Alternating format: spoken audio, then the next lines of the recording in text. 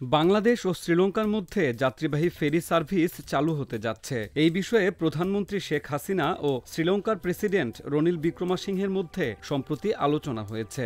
শ্রীলঙ্কার সংবাদ মাধ্যম দ্য ডেইলি মিররের প্রতিবেদনে এই তথ্য জানানো হয়েছে।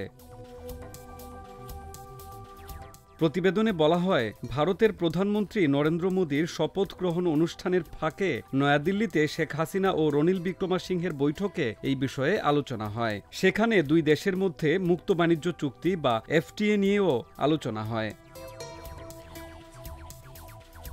সামাজিক যোগাযোগ মাধ্যম এক্সে এক পোস্টে প্রেসিডেন্ট বিক্রমাসিংহে বলেছেন, বৈঠকে দুই দেশের মধ্যে মুক্ত বাণিজ্য চুক্তি এবং সম্ভাব্য যাত্রীবাহী ফেরি পরিষেবা চালুর বিষয়ে আমাদের আলোচনা হয়েছে।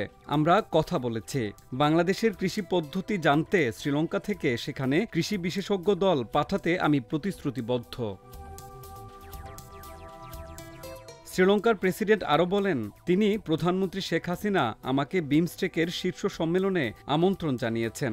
তবে নির্বাচনের আগে প্রধানমন্ত্রী দীনেশ গুণাবর্ধনে ও পররাষ্ট্রমন্ত্রী আলী সাবরি সেখানে আমার প্রতিনিধিত্ব করবেন। তিনি প্রধানমন্ত্রী শেখ হাসিনা শ্রীলঙ্কার অর্থনৈতিক অগ্রগতিতে সন্তোষ প্রকাশ করেন। নির্বাচনের পরে আমি বাংলাদেশ সফরের আশ্বাস দিয়েছি তাকে। বাংলাদেশ ও শ্রীলঙ্কার মধ্যে এই প্রথম যাত্রীবাহী ফেরি চালু হচ্ছে। এটি চালু হলে দুই দেশের মধ্যে পর্যটন ও ভ্রমণ বাড়বে বলে আশা করা হচ্ছে।